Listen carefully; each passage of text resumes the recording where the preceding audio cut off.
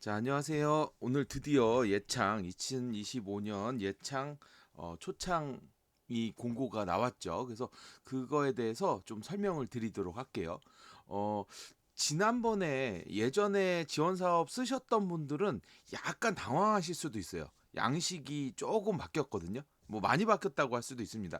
그런데 제 강의를 처음부터 들으신 분들은 이 스토리 구조를 짜는 게 가장 중요하기 때문에 어떻게 서식이 바뀌어도 다 그거에 대응이 가능하세요. 제가 얼마 전에 영상에 좋아요에 신경을 별로 안 쓰는데 네, 안 좋아요가 몇 분 계셔가지고 좀 충격을 받아서 영상 제작할 때 굉장히 망설여지고 있습니다. 어, 제 강의는 하나짜리를 들으시면 연결이 안 돼요. 그래서 조금 시간을 투자하셔서 처음, 그래서 제가 넘버링을 해놓은 거거든요. 1번부터 차례로 들으시면 아주 도움이 될 거라고 확신을 합니다. 자, 요거는 예창 서식인데요. 예창 서식을 제가 빈칸을 좀 지워봤어요. 여러분들 지원 사업 나오면은 사업 계획서 양식을 전체 흐름을 보기 위해서 저처럼 빈칸을 좀 지우고 나서 빈칸을 지우고 흐름을 파악하고 내용을 작성하는 형태로 가시면 좋아요. 요번 예창 초창의 가장 핵심은 굉장히 간결해졌어요. PSST 딱 요것만 기록하게 돼 있어요. PSST. 근데 이거를 이해하고 계신 분은 너무 좋은데 처음 작성하시는 분은 약간 어려울 수 있어요. 작년까지 사업계획서 서식이 굉장히 디테일하게 각각 항목들을 하나하나 지정하다 보니 그 항목에 대한 해석을 잘못하면 이야기가 만들어지기가 어려워서 요번엔 좀 자유도가 높아진 거죠. 근데 자유도가 높아진 거는 작성을 해보신 분들은 편하실 수 있어요. 근데 처음 작성하시는 분은 여기다 뭘 써야 되지? 를 헷갈리실 수 있어요. 제가 그동안 봤던 사업계획서 양식 중에 굉장히 뭐라고 해야 되죠? 고도화되어 있는 되게 심플한 사업계획서예요. 저한테는 되게 좋은데 여러분들은 좀 어려워할 수 있으니까 그걸 해석을 좀 해드릴게요. 우선 1번 프로블럼을 보면요. 여기에다 뭘 써야 되지? 그전에는 가이드가 굉장히 자세히 나와 있었는데 지금은 이렇게 딱 두 줄로 나와 있어요. 근데 이 두 줄에 핵심이 다 있어요. 이게 창진원 담당자분이 이걸 보시는 건 아닐 테지만 제가 얘기했던 것들이 네, 그대로 적용돼서 너무 좋은데 제가 계속 강조하는 게 뭐죠? 현상, 문제, 솔루션이죠. 그래서 이 문제 인식에서는 문제를 다짜고짜 얘기하는 게 아니라 여기도 나와 있어요. 현상, 현황이라고 있어. 있죠? 현황. 그다음에 문제. 네, 여기다 뭘 쓰는 거예요? 현상과 문제를 쓰는 거예요. 그리고 현상과 문제 안에 이 아이템이 개발 필요성. 제가 세 글자로 항상 강조하는 당위성을 나타내는 거예요. 그래서 당위성을 따로 표현하는 게 아니라 현상과 문제 표현을 잘 하게 되면 그 안에서 이게 뭔가가 필요하구나라고 느껴지게 하는 거죠. 그 다음에 2번이 뭐예요? 실현 가능성, 솔루션이죠, 솔루션. 그래서 우리 아이템에 대해서 쓰는 건데, 아이템에 대해서 구체화된 계획이나 뭐 이런 걸 쓰라고 돼 있어요. 근데 계획은 표로 돼 있잖아요. 그래서 우리 아이템을 설명해줘. 그리고 딴 애들이랑 뭐가 다른데, 그래서 차별성, 경쟁력 확보 전략을 여기 나타내게 돼 있는 거죠.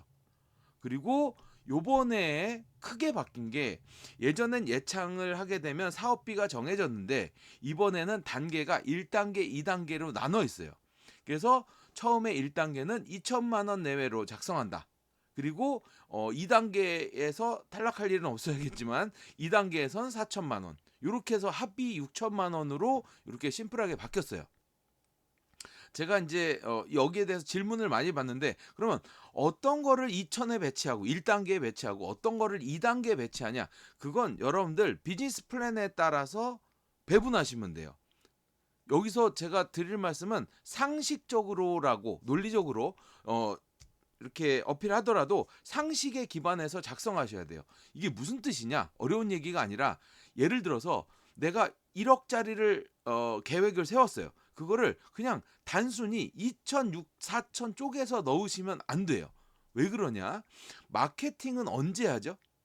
주로 물론 이제 사전 마케팅 하는 경우도 있지만 주로 어떤 프로덕트가 나온 다음에 그걸 고객한테 만나기 위해서 하는 거잖아요. 근데 그 마케팅 계획을 2천에 먼저 넣어버리면 제품도 없는데 서비스도 없는데 마케팅부터 하겠다? 논리적으로 맞질 않잖아요. 그래서 여러분들이 이걸 순서에 맞춰서 여러분들이 비즈니스 플랜에 맞춰서 두 개를 나눠서 작성하시면 됩니다. 그리고 밑에 스케일업 성장 전략. 여기서는 비즈니스 모델, 제가 이 비즈니스 모델이라고 하면 여러분들이 이제 좀 배우신 분들은 뭐 링캔버스나 나인캔버스 이런 것들을 여기 넣으시는 분들이 있는데 저는 그걸 추천하진 않아요. 왜냐면 그 링캔버스, 나인캔버스를 풀어서 쓴 게 이 전체 사업 계획서거든요. 그래서 여기서는 주로 어떻게 돈 벌 거야? 돈은 어떻게 벌 거야를 주로 쓰는 게 저는 좋다라고 생각하고요. 그리고 여기 뭐가 있어요? 투자에 대한 얘기. 어떤 기술 기반 사업 같은 경우는 8개월 이내에 매출이 발생할 수 없을 수 있어요. 그런데 예창은 제가 지난 강의에서도 얘기했지만 예창은 졸업할 때 평가 기준이 고용, 투자, 매출이에요. 그런데 고용은 우리가 아무리 주장해도 근거가 약할 수밖에 없어요. 내가 연말까지 200명 채용할 거예요? 말이 안 되잖아요. 예비 창업자가. 그래서 그걸 신뢰하기가 좀 어려워요. 그러면 나머지가 뭐 있어요? 투자랑 매출이에요. 그런데 나는 이게 기술 기반이라 바로 매출이 나오기 어려워. 그러면 나머지 하나가 뭐 있어요? 투자밖에 없어요. 그래서 투자를 위한 어떤 로드맵을 가지고 있는지를 여기에서 어필을 하는 거죠. 그리고 여기 사업하잖아요. 그렇기 때문에 내가 돈을 어떻게 벌 거야를 마케팅 계획을 제가 누차 얘기했지만 뭐 SNS 마케팅 할 거예요. 계획 없음. 유튜브 마케팅 할 거예요. 계획 없음. 이라고 저는 읽어요. 그걸 구체적으로 유튜버 누구랑 SNS 어디에서 무슨 인플루언서랑 뭐를 할 거다. 요런 것들을 조금 정리해서 작성하시는 걸 추천드리고요. 그다음에 전체 사업 단계 이게 지금 분리되어 있는데 저는 이게 맞다고 생각해요. 왜냐하면 위에서는 요번 연도에 어떻게 할 거야. 그런데 요것만으로 네가 사업이 끝나? 그 다음 플랜도 있을 거 아니야? 그러면 우리 성장 전략에서 나중에 어떻게 할 건지도 여기서 좀 얘기를 해줬으면 좋겠어 라는 거예요. 그리고 팀은 아주 심플하게 뭐 그전이랑 제 눈엔 똑같아요. 제 눈에는 제가 항상 주장하는 게 뭐예요? 팀 구성은 나와 우리와 친구들. 그래서 여기에다 뭐를 써요? 나를 쓰고 여기에 우리. 네, 직원급에 가까이 도와주는 사람들의 역량을 쓰는 거예요. 역량. 그 다음에 친구들은 뭐냐면 외부에서 나를 도와주는 사람들. 그래서 요게 우리 비즈니스 플랜에서 뭐가 필요하면 그걸 누가 도와준다라는 것들을 쓰는 거죠.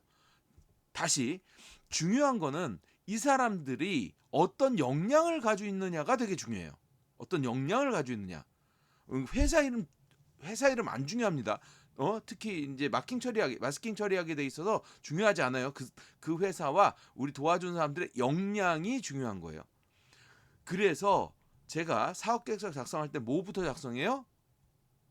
요약본 먼저 작성하고 그 다음에 본문 작성하는 거잖아요. 그래서 제가 정리를 한번 해봤습니다. 정리를 해보면 그래서 어떻게 돼요? 창업 아이템 개요에서는 한 문장으로 요약하고 약간 보충 설명, 몇 줄로 보충 설명을 하고요. 그 다음에 문제인식에 뭐를 써요? 현상과 문제를 나눠서 쓰는 거죠. 그래서 여기서 이게 필요하구나라는 당위성을 어필하고 그 다음에 실현 가능성에서 솔루션. 우리 아이템은 그래서 이거예요. 근데 그동안 제가 이걸 위해서 뭐를 준비했어요. 그동안 뭐뭐뭐 했어요. 그리고 딴 애들과 달라요. 라는 거를 실현 가능성에 넣고요. 성장 전략에서는 제가 말씀드린 것처럼 고객을 만나는 방법. 아주 구체적으로 마케팅을 어떻게 할 거다. 그래서 우리 바로 돈 벌 수 있다. 혹은 우리 바로 투자를 받을 수 있다. 그래서 투자에 대한 노력은 뭐 어디 엑셀러레이터 어디랑 얘기하고 있다. 뭐 기업 가치 얼마로 밸류 얼마로 뭐 이렇게 하고 있다. 이런 것들을 여기에 간단하게 쓰시고요. 팀 구성에 나와 우리와 친구들을 가장 핵심적인 것만 나열을 하는 거예요. 그래서 제 생각엔 요약본은 한 2페이지 정도로 쓰시면 좋지 않을까.